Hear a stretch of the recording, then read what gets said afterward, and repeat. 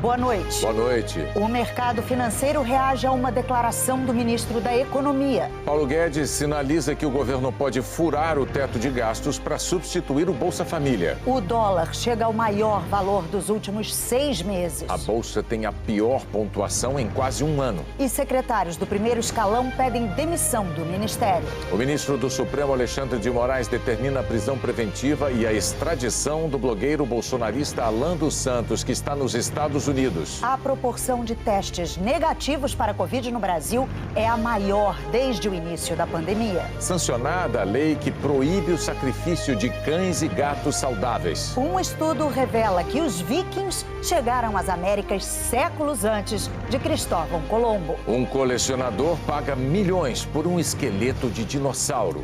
O Jornal Nacional está começando.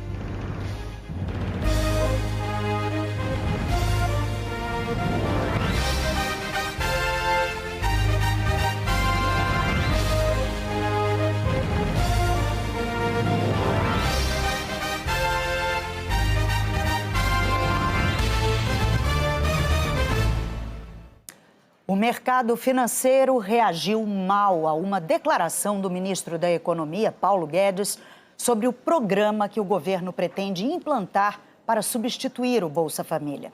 Faltando menos de 12 meses para a eleição, o presidente Jair Bolsonaro pressiona o ministério para viabilizar o chamado Auxílio Brasil o mais rapidamente possível. Mas a dificuldade é determinar de onde vai sair esse dinheiro.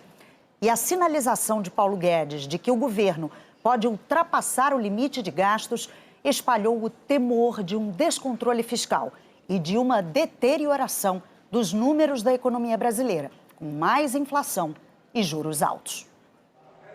O mercado já tinha fechado ontem, quando o ministro da Economia, Paulo Guedes, falou num evento da Associação Brasileira de Incorporadoras Imobiliárias da possibilidade de não respeitar o teto de gastos para viabilizar o programa Auxílio Brasil. O compromisso fiscal continua. Estávamos estudando se faríamos uma sincronização de despesas, que são salários que seguem um índice, e o teto de gastos, que segue um outro índice. Estávamos estudando justamente se faríamos uma sincronização dessas despesas. Isso ampliaria, seria uma antecipação da revisão do teto de gastos que está para 2026, ou se ao contrário, mantém, mas por outro lado, pede um waiver, pede uma licença para gastar essa camada temporária de proteção. Waiver significa licença. Nesse caso, uma autorização para o governo federal gastar mais do que o teto, que limita as despesas públicas. Assim que abriu, o mercado já mostrou que não gostou da fala do ministro. O dólar começou em alta, chegou a bater em R$ 5,69 e encerrou cotado a R$ 5,66, o maior valor desde 14 de abril. O Ibovespa, principal índice de ações da Bolsa de Valores de São Paulo, a B3, chegou a cair mais de 4,5%. Terminou a quinta-feira com queda de 2,75%, na menor pontuação desde 23 de novembro do ano passado. Uma grande preocupação. A ideia por trás disso é o seguinte: vai furar o teto. Mas qual é o tamanho desse furo? De que jeito vai se organizar isso? Porque o problema não é um furo pontual, mas como não tem uma regra ou um entendimento claro a respeito do que se deseja, cria esse sentimento difuso de que pode piorar, pode se abrir mais, pode ter rompido o teto. O mercado financeiro reagiu a essa grande incerteza em relação às contas públicas, não apenas porque há uma preocupação imediata com a negociação que é feita nas corretoras, na Bolsa de Valores, mas porque se entende que o descumprimento do teto de gastos gera insegurança fiscal. E isso impacta negativamente toda a economia. Sem indicar fonte de recursos, o resultado disso, obviamente, é o aumento do endividamento, né, do governo.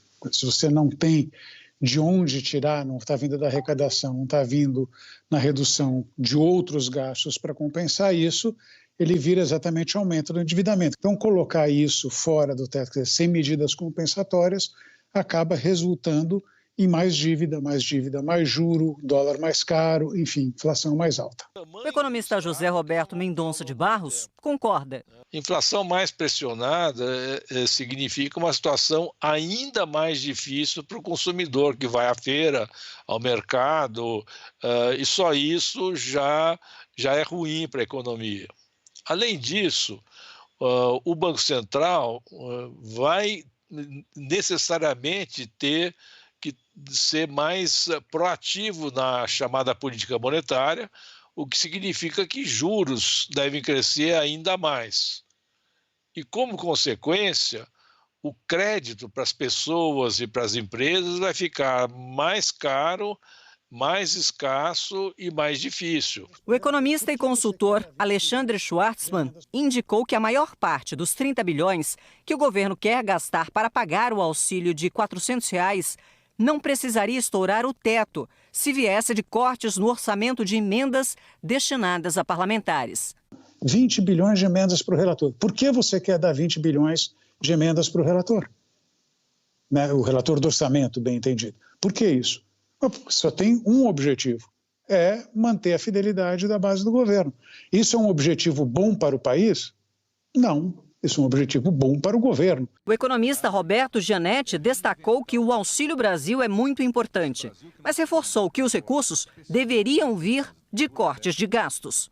Olha, o auxílio tem mérito. No momento de crise, fazer o auxílio emergencial, de fato, é algo necessário, mas precisa saber como.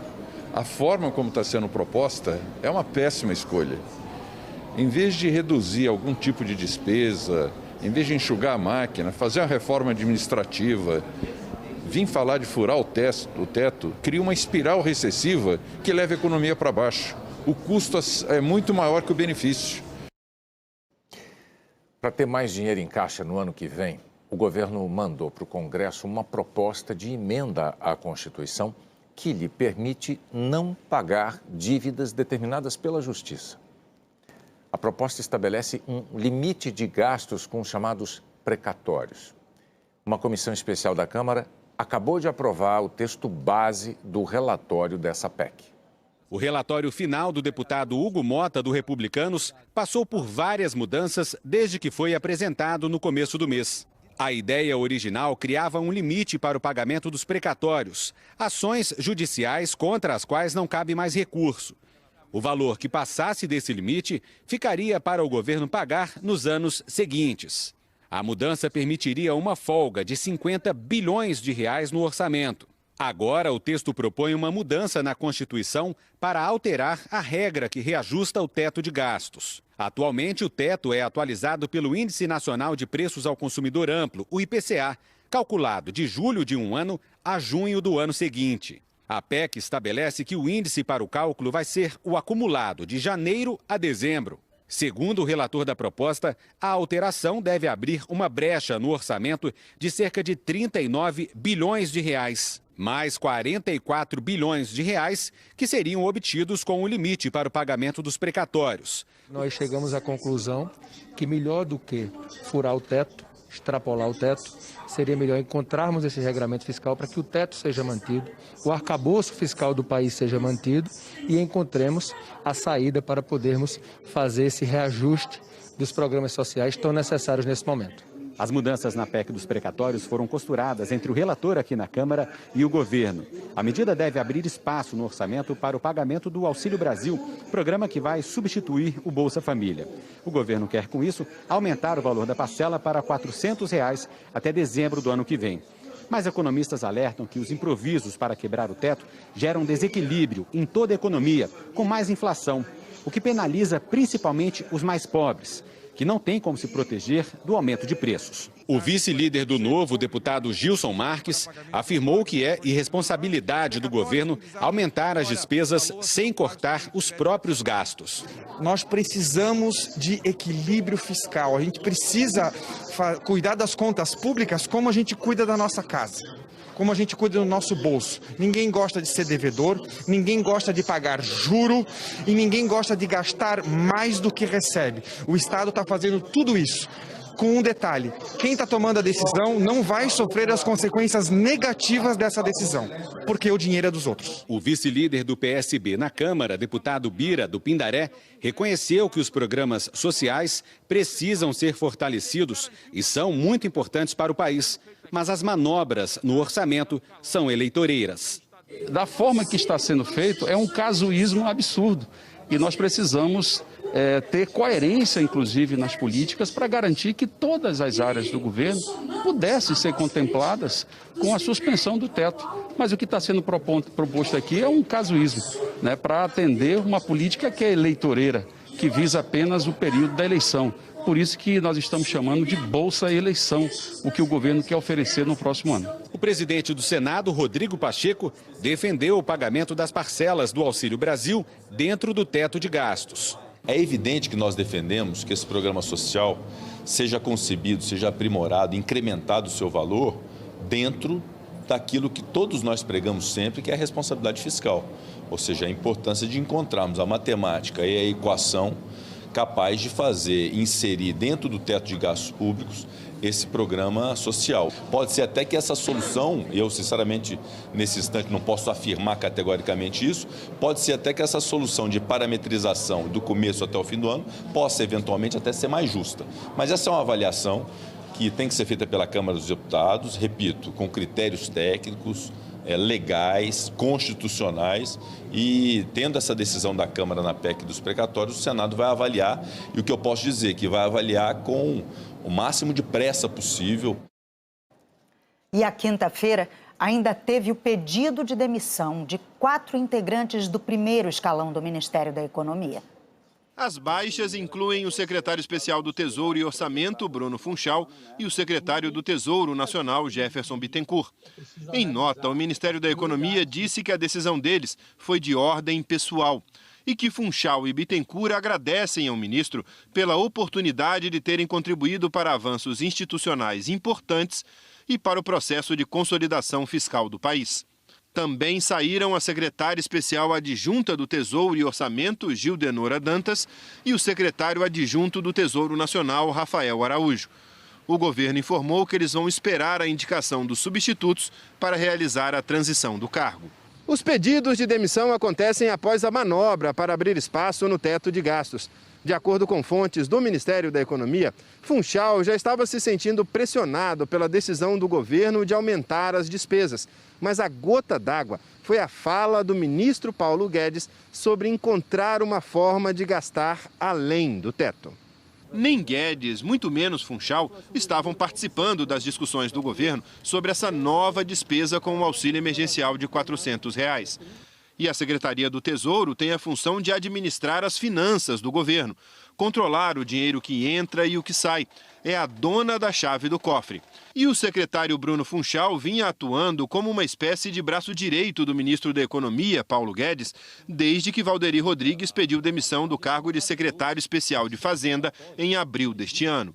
Além das baixas de hoje, Paulo Guedes já tinha sofrido a perda de outros 6 auxiliares diretos, a maioria depois de frustrações com a política econômica do governo Bolsonaro. 2 presidentes do Banco do Brasil e 1 do BNDES também já pediram demissão. O vice-presidente Hamilton Mourão comentou as baixas de hoje e defendeu o pagamento do auxílio sem furar o teto de gastos. A situação complicada aí que está sendo vivida, né? Qual é a minha visão, né? Eu acho que tem boas soluções para serem buscadas no sentido de se obter os recursos necessários para um auxílio à população mais desvalida, sem que seja obrigatório você, né, quebrar o teto de gasto, furar o teto de gasto. Nesse momento no Brasil, está claro para todo mundo, os preços dos combustíveis estão nas alturas. Mas mesmo assim, nunca se vendeu tanto óleo diesel no país. Quem pega a estrada já deve ter percebido. Tem mais caminhões rodando. Nas rodovias com pedágio, o fluxo aumentou quase 10% este ano. é a economia voltando a se movimentar com o avanço da vacinação. Avaliando com o período pré-pandemia, o fluxo ainda está acima, cerca de 1,5%, né, pelo último dado de setembro de 2021, acima do verificado em fevereiro de 2020. Para alimentar esse transporte, óleo diesel. E as distribuidoras nunca venderam um volume tão grande desse combustível. 41 bilhões de litros de janeiro a agosto. O consumo cresceu tanto que o Brasil teve que comprar mais óleo diesel também no exterior. Do total, foram importados 9 bilhões de litros, outro recorde. Este especialista em energia diz que a procura pelo diesel pode aumentar ainda mais. As pessoas estão começando a viajar de novo. As pessoas estão começando a se deslocar pelo país. Tudo isso vai tirar aquele ônibus da garagem que estava parado, ou aquele caminhão que não tinha carga, aquela indústria que estava parada vai começar a vender de novo, o que é um bom sinal. Agora, você precisa claramente que esses produtos cheguem ou para serem usados na produção de alguma coisa ou para atender uma demanda de um determinado consumidor. A Petrobras anunciou esta semana que não tem como atender encomendas extras de diesel para o mês que vem. Na avaliação da companhia, não houve qualquer fato que justificasse o aumento de pedidos pelas distribuidoras. Outras empresas que importam diesel dizem que poderiam aumentar as compras do combustível lá fora, mas que neste momento, diante dos preços internacionais altos e da desvalorização do real em relação ao dólar, fica impossível concorrer com a Petrobras.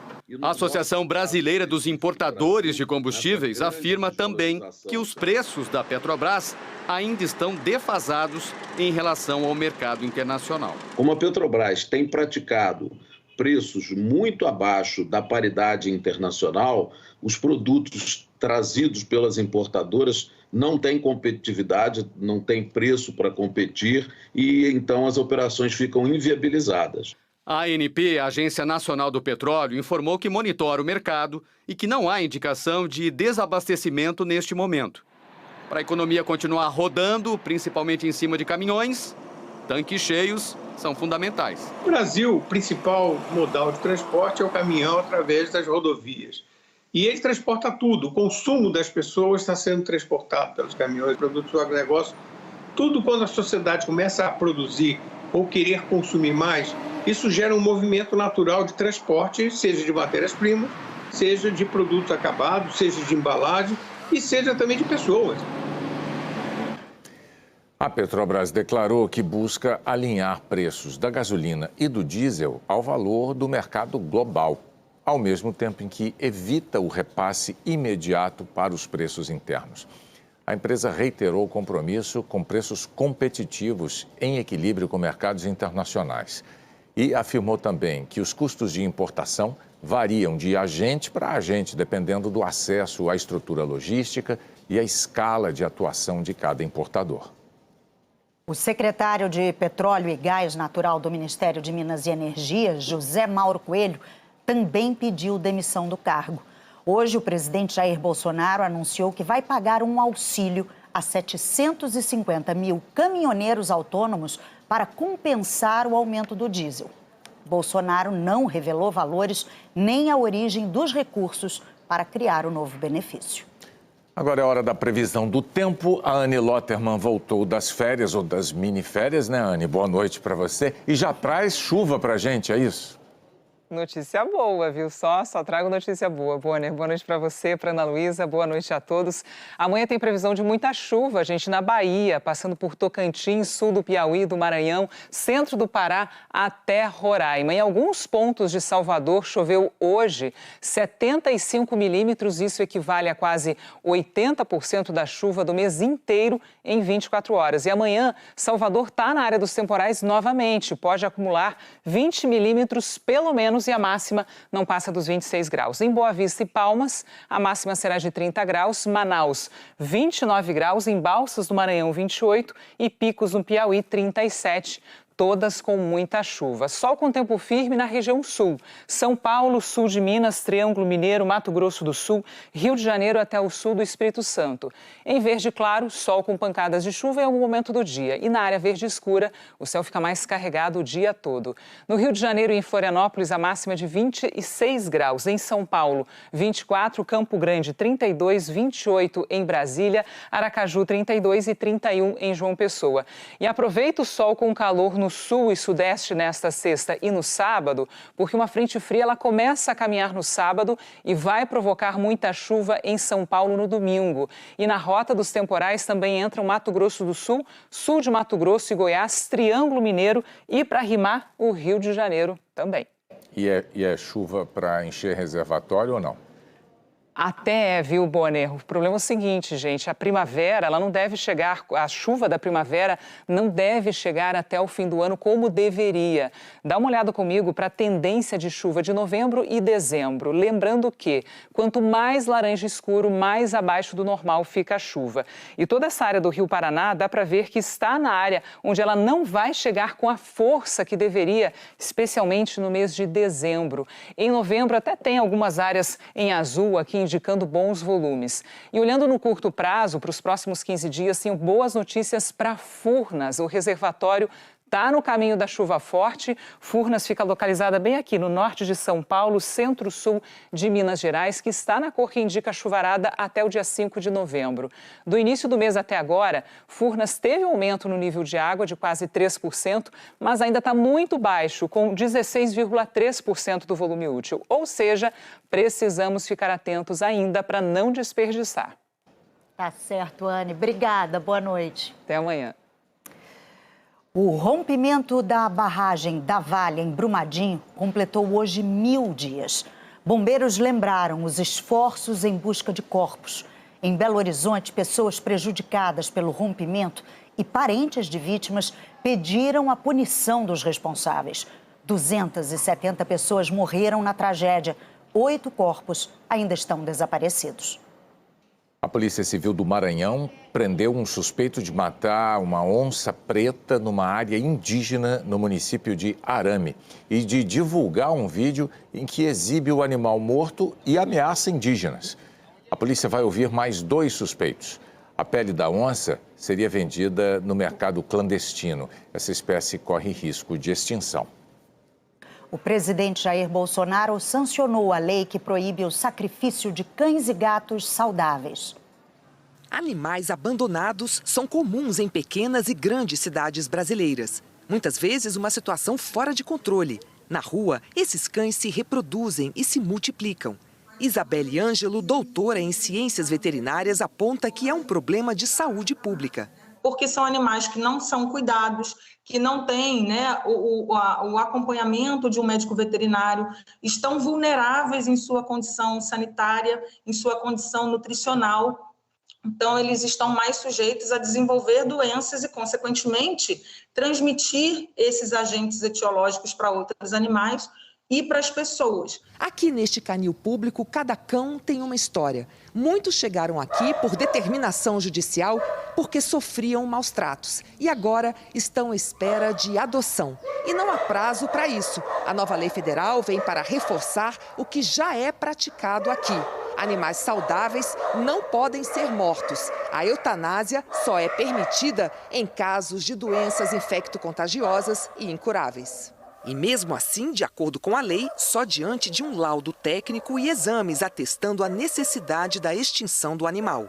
Mas a matança de animais ainda é comum em centros de zoonoses em alguns municípios. E a necessidade da lei surgiu depois de denúncias de órgãos de defesa dos animais.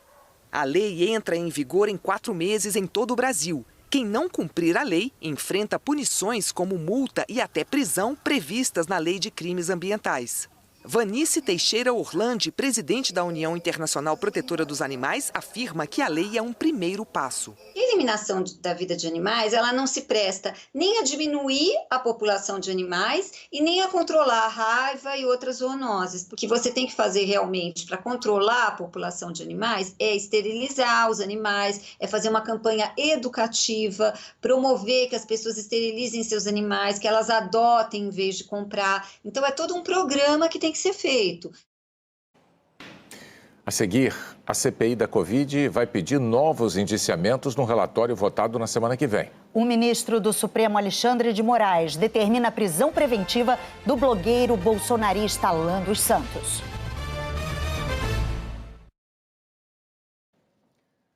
O ministro do Supremo Tribunal Federal, Alexandre de Moraes, determinou a prisão preventiva e a extradição do blogueiro bolsonarista Alan dos Santos, que atualmente está morando nos Estados Unidos. O ministro atendeu há 15 dias ao pedido da Polícia Federal, contrariando posição da Procuradoria-Geral da República, que se manifestou contra a prisão. Nas investigações, a PF identificou que, em solo americano, Alan dos Santos se associou a pessoas ligadas à invasão, em janeiro, do Congresso dos Estados Unidos. Os invasores contestavam o resultado das eleições democráticas para presidente. A PF também afirmou que Alan dos Santos esteve pessoalmente envolvido nos controversos atos. Identifica-se a articulação de Alan Lopes dos Santos com pessoas diretamente envolvidas na invasão ao Capitólio americano, para reiterar e reverberar, dessa vez em solo americano, a difusão de teorias conspiratórias voltadas a desacreditar o sistema eleitoral brasileiro. Em sua decisão, o ministro Alexandre de Moraes afirmou que, em locais diversos e pela rede mundial de computadores, Alan Lopes dos Santos integra a organização criminosa voltada à prática dos crimes de ameaça, incitação à prática de crimes, calúnia, difamação, injúria e outros, com o objetivo de auferir vantagem econômica oriunda da monetização e de doações, e tendo como consequência a desestabilização do Estado Democrático de Direito.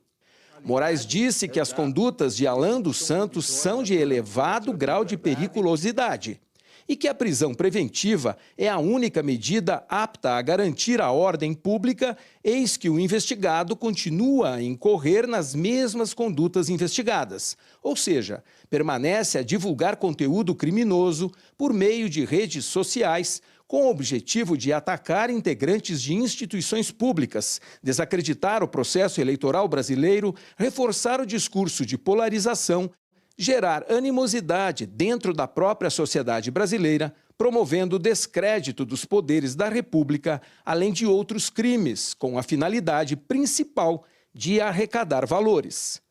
O ministro ordenou que a Polícia Federal inclua um mandado de prisão na lista da difusão vermelha da Interpol, para garantir que o blogueiro seja capturado.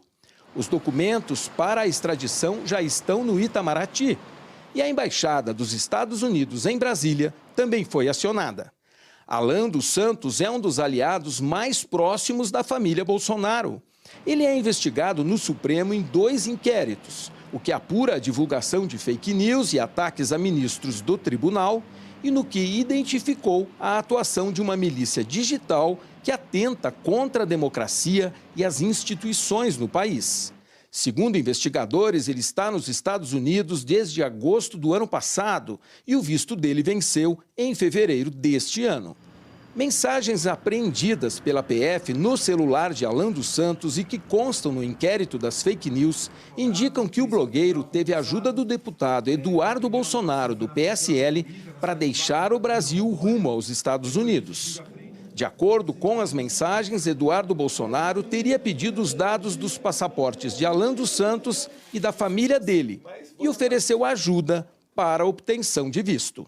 Alexandre de Moraes também determinou o bloqueio das contas de Alan dos Santos em bancos e na internet e afastou o sigilo das transações financeiras do blogueiro, para que a PF possa rastrear se os recursos que financiam as atividades dele estão dentro da lei e se há recebimento de dinheiro público. A Polícia Federal apontou que um dos canais de Alan dos Santos usa conta no exterior para receber valores, o que pode indicar uma tentativa de maquiar a origem dos recursos. Alan dos Santos e Eduardo Bolsonaro não deram resposta ao nosso contato. A comissão que auxilia o governo na adoção de políticas públicas votou hoje um relatório que condena o uso do chamado kit Covid pelo SUS. Na votação, houve um empate, principalmente por causa da posição de integrantes do Ministério da Saúde ao contrariarem um parecer do próprio Ministério, que demonstra a ineficácia daqueles medicamentos contra a doença. Foram 5 horas de discussão e não houve consenso na Comissão Nacional de Incorporação de Tecnologias no SUS sobre o uso de medicamentos do chamado kit Covid em pacientes em tratamento ambulatorial. Os remédios não têm eficácia contra o coronavírus, mas são defendidos pelo presidente Jair Bolsonaro e seus apoiadores. A comissão tem 13 integrantes, a maioria do Ministério da Saúde, 7 secretarias. Votaram a favor do kit Covid o Conselho Federal de Medicina e 5 secretarias do Ministério da Saúde. Em julho, o próprio Ministério da Saúde informou em um documento enviado à CPI da Covid que os medicamentos cloroquina, hidroxicloroquina, azitromicina e ivermectina não devem ser utilizados em pacientes hospitalizados por causa da Covid-19. O documento era uma nota técnica da Conitec e foi uma resposta a um requerimento do senador Humberto Costa, do PT, que pediu informações sobre o protocolo clínico e diretrizes do tratamento da Covid. Hoje votaram contra o uso do kit apenas 2 secretarias do Ministério: os Conselhos de Secretarias Estaduais e Municipais de Saúde, o Conselho Nacional de Saúde e a Agência Nacional de Saúde. A Anvisa poderia ter decidido o placar, mas não votou. Em nota, informou que participou de forma online até às 12h40, que o gerente-geral de medicamentos, Gustavo Mendes, informou à plenária da Conitec que se ausentaria da reunião, pois estaria no voo de retorno a Brasília. Ao chegar a Brasília às 14h20, o representante entrou na plataforma da reunião e percebeu que esta havia sido finalizada e que o relatório com diretrizes do tratamento ambulatorial da Covid-19 já havia sido votado. O parecer votado hoje pela comissão não foi publicado, mas na primeira versão recomendava não utilizar a azitromicina, não utilizar hidroxicloroquina, cloroquina isolada ou em associação com azitromicina e não utilizar ivermectina em pacientes com suspeita ou diagnóstico de Covid-19 em tratamento ambulatorial. Segundo interlocutores, a reunião foi tensa e as secretarias do Ministério da Saúde foram as mais enfáticas na defesa do kit Covid. O Jornal Nacional apurou que o voto da Anvisa, que desempataria o placar, seria contra o kit defendido pelo governo. Na manifestação que fez durante a reunião, o gerente-geral de medicamentos da Anvisa, Gustavo Mendes, reforçou a importância de discutir apenas o uso de medicamentos contra a Covid aprovados pela Anvisa. Essa proposta segue para uma consulta pública online, que fica aberta de 10 a 20 dias. Depois, a Conitec se reúne novamente, avalia as contribuições e fecha as diretrizes. O documento final vai ser enviado para a Secretaria de Ciência, Tecnologia e Insumos Estratégicos do Ministério da Saúde, que vai definir se o kit será ou não incorporado ao SUS. O empate implica falta de posicionamento firme da Conitec sobre o uso de medicamentos sem eficácia contra a Covid. A comunidade científica deve se manifestar contra o kit na consulta pública. A palavra final é do Ministério da Saúde. Se isso é por uma tragédia incorporado ao SUS, isso valida aquilo que a comunidade científica brasileira e internacional vem lutando para provar né, de maneira, enfim, já sobejamente demonstrado, de que não funciona. E isso com o aval de um órgão nacional de representação, de multirrepresentação como a Conitec, eu considero uma afronta absoluta, não tem outro termo para usar. O kit Covid ele tem vários problemas, né? Além de não ter eficácia, ele faz com que você possa estar utilizando drogas que têm eventos adversos, que podem ser deletérios, principalmente aqueles pacientes mais graves, com mais comorbidades, com mais doenças, com medicações que na realidade não têm nenhum efeito. Então é um mal duplo, é um prejuízo pelo próprio evento adverso e um prejuízo por retardar, né, a procura por um tratamento eficaz para o paciente. A CPI da Covid vai pedir o indiciamento de novos nomes no relatório a ser votado na semana que vem. Um acordo entre os senadores do G7, grupo que forma a maioria na CPI, deve elevar para 73 os pedidos de indiciamento, com mais 7 pessoas sendo responsabilizadas por crimes cometidos durante a pandemia. Dos novos nomes, 6 trabalharam ou ainda trabalham no Ministério da Saúde, entre eles Alex Lial Marinho, ex-coordenador de logística, e a servidora Regina Célia Oliveira, que tratavam de contratos sobre a compra de vacinas. O reverendo Hamilton Gomes de Paula completa a lista. Ele tentou intermediar a venda de vacinas da Davat para o Ministério da Saúde, mesmo sem a empresa ter os imunizantes para entregar. O relatório tem o apoio de 7 dos 11 senadores da CPI, o que garante maioria folgada para aprovar o documento.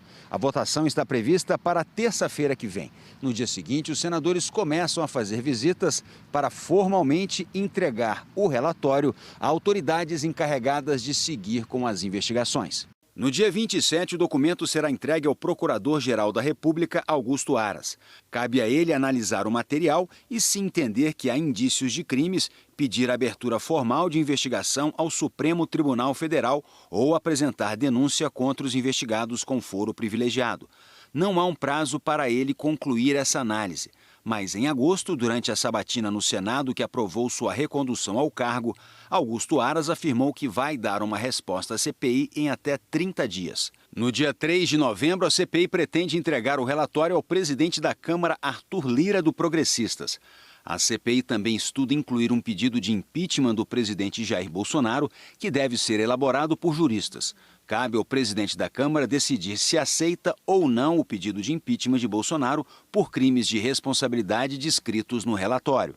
No dia 11 de novembro, o documento deve ser encaminhado ao Ministério Público de São Paulo por causa das denúncias contra a operadora de saúde Prevent Senior e às CPIs da Câmara de Vereadores e da Assembleia Legislativa do Estado.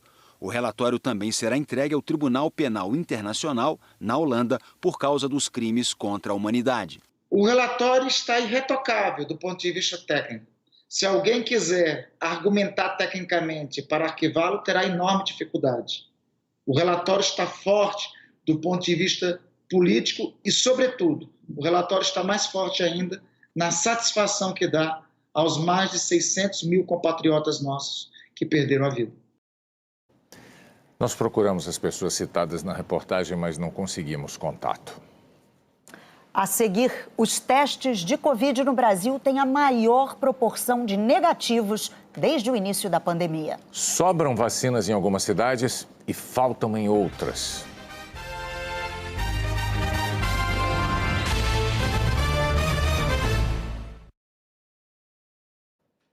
A proporção de testes com resultado negativo para a Covid no Brasil atingiu o maior patamar desde o início da pandemia. O esforço mostrou resultados. A combinação de vacina no braço e medidas sanitárias refletiu em boas notícias. Nos testes de Covid, aumento de resultados negativos.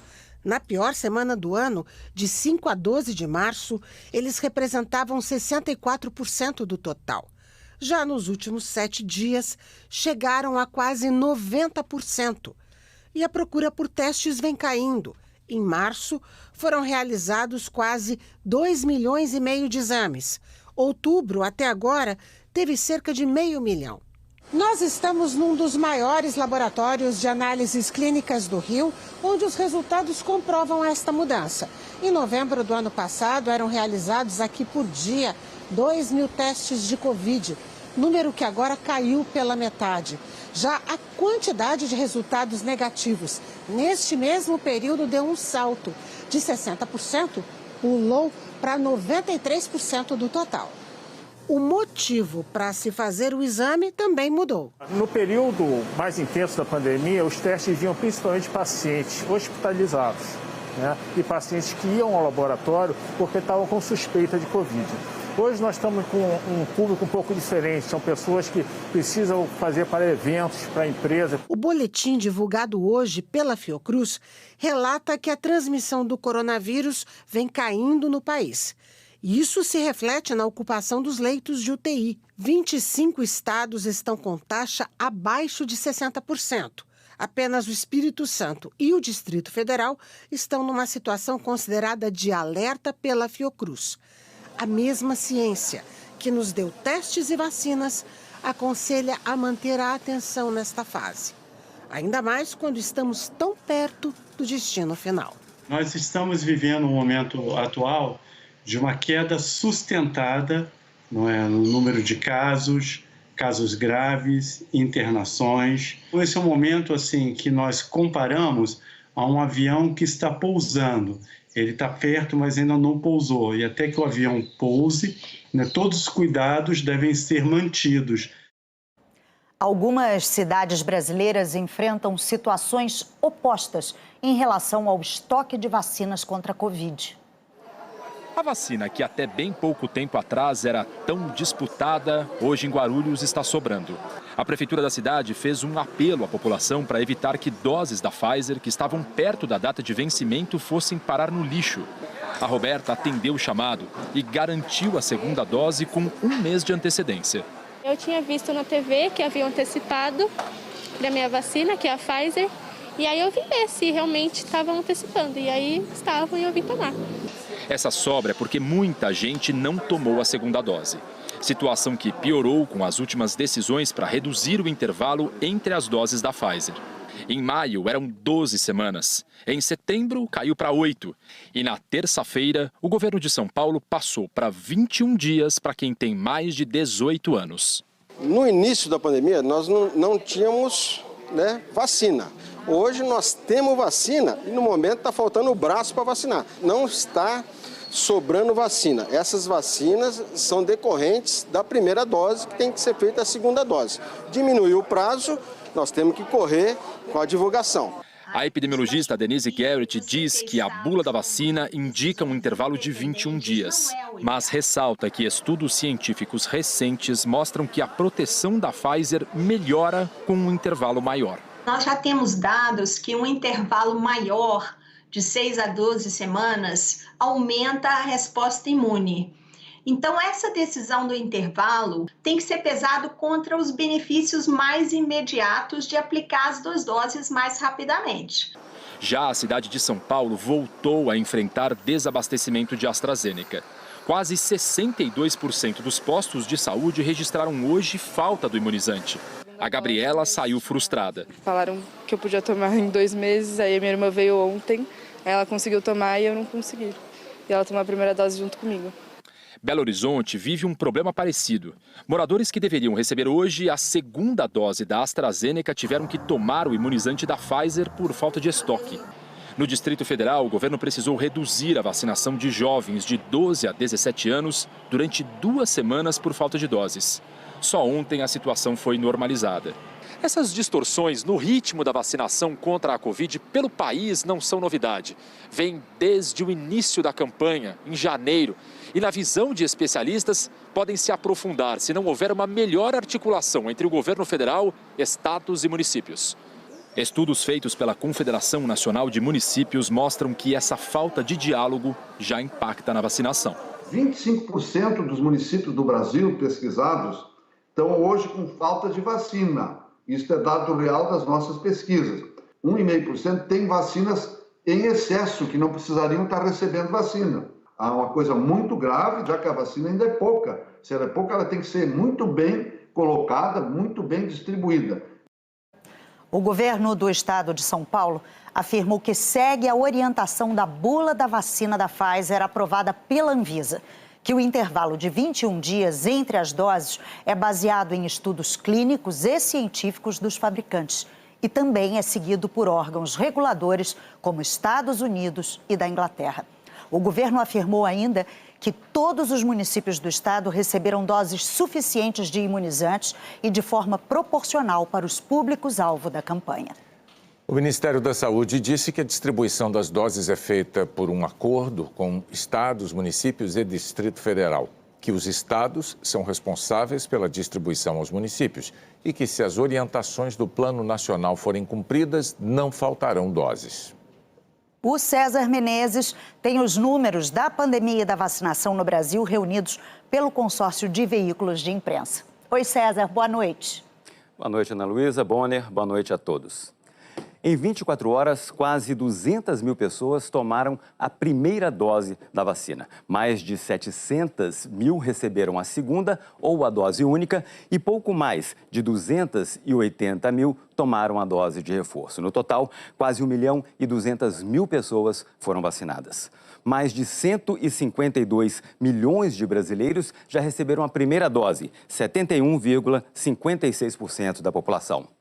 108 milhões estão completamente vacinados, 50,69%. E 5.600.000 tomaram a dose de reforço, 2,63%.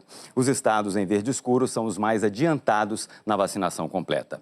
Agora vamos aos números da pandemia. De ontem para hoje, o Brasil registrou 461 mortes. O total de vítimas da Covid é de 604.764. O número de novos casos em 24 horas é de 16.295, o total passa de 21 milhões de casos.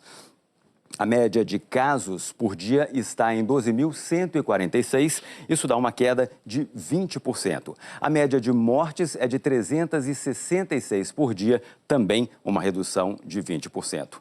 Agora a situação dos estados, mas antes a gente precisa fazer uma correção. O consórcio errou ontem ao dizer que o Acre não tinha divulgado os dados. O estado informou que não teve mortes e que registrou 8 casos novos. O dado foi corrigido na série histórica. 6 estados aparecem em alta no mapa, 10 estados e o Distrito Federal em estabilidade e outros 10 em queda. A gente percebe que as médias de mortes têm caído, mas vários estados aparecem em alta. E isso acontece porque os números estão relativamente baixos e aumentos pequenos dão uma variação percentual grande. Em g1.com.br/coronavírus você confere os detalhes do seu estado. Bonner, Ana Luísa. Obrigado, César Menezes, falando ao vivo de São Paulo. A Academia Brasileira de Letras retomou os encontros presenciais. Hoje, os imortais voltaram a participar do chá tradicional das quintas-feiras na sede da ABL, no Rio. Na pandemia, as reuniões tinham passado a ocorrer de forma virtual.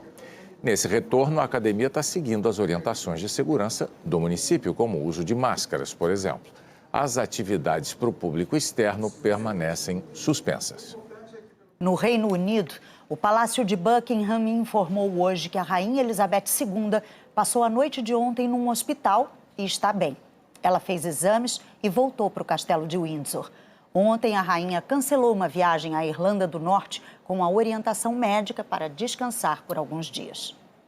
A seguir, pesquisadores revelam que vikings chegaram às Américas quase 500 anos antes de Cristóvão Colombo. Um colecionador paga milhões por um esqueleto de dinossauro.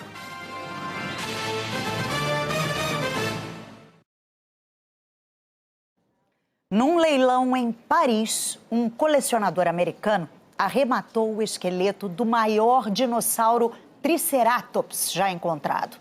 Ele pagou 43 milhões de reais. Paleontólogos encontraram o primeiro osso de Big John nos Estados Unidos em 2014. Um ano depois, localizaram 60% do fóssil, que tem 8 metros de comprimento, 3 de altura e 66 milhões de anos. Um estudo publicado na revista científica Nature revelou que os vikings chegaram às Américas quase 500 anos antes de Cristóvão Colombo. Há 60 anos, um casal de exploradores noruegueses descobriu este sítio arqueológico, chamado de Lance on Meadows, no nordeste do Canadá. Ali, encontraram vestígios de pelo menos 7 casas muito parecidas com a que os vikings faziam. Os pesquisadores também encontraram muitos objetos que definitivamente eram vikings, como essa abotoadura de bronze que eles usavam para fechar os casacos. É o único sítio arqueológico viking encontrado no continente americano. Hoje, uma atração turística. Há anos, os cientistas tentam entender em que momento da história eles habitaram esse lugar. A nova pesquisa analisou 3 pedaços de madeira usados na construção. Para saber a idade de um pedaço de madeira, os cientistas analisam a concentração de carbono 14. Funciona assim: toda árvore, enquanto viva, absorve carbono 14 da atmosfera. Quando a árvore morre, acontece o contrário. Ela vai perdendo todo ano carbono 14 na mesma quantidade. Então, se os cientistas descobrem quanto carbono 14 ainda tem aqui, eles descobrem quando a árvore foi cortada. Em entrevista ao Jornal Nacional, o geólogo holandês Michael Dee, um dos responsáveis pela pesquisa, diz que esse método não é muito preciso, mas que uma nova descoberta deu aos cientistas o poder de saber exatamente quando a árvore foi cortada. Porque em alguns momentos da história houve tempestades solares raras. As explosões no Sol aumentaram a concentração de carbono 14 na Terra naquele período. No microscópio, o pesquisador percebeu que a madeira apresentava marcas de uma tempestade solar que aconteceu no ano 992. Vamos supor que ele tenha encontrado essa grande concentração de carbono 14 aqui, nessa parte da árvore. Tudo que ele precisa fazer é contar quantos anéis tem até o fim, porque as árvores formam um desse a cada ano. A data que a árvore foi cortada foi o ano da explosão solar, mais todos esses que se passaram. Assim, os cientistas determinaram que a árvore foi cortada por um machado viking precisamente no ano de 1021, há exatos 1000 anos, que foi quando essa vila existiu. 100 anos antes disso, os vikings colonizaram a Islândia, pequena ilha do Atlântico Norte. As sagas islandesas escritas no século XIII falam de um explorador chamado Leif Erikson, que teria saído da Islândia e encontrado um novo mundo. Pesquisadores acreditam que seja Lance on Meadows. As sagas narram encontros com povos nativos, mas ninguém sabe o quanto das narrativas fantásticas é mito ou realidade. Estudos sugerem que um grupo de 100 pessoas morou aqui por até 13 anos e depois abandonou tudo e foi para a Groenlândia. Michael Dee diz que temos agora pelo menos um fato, uma data para esse conto de fadas, que prova que 470 anos antes de Cristóvão Colombo colocar o pé na América, um viking foi o primeiro europeu a chegar no Novo Mundo.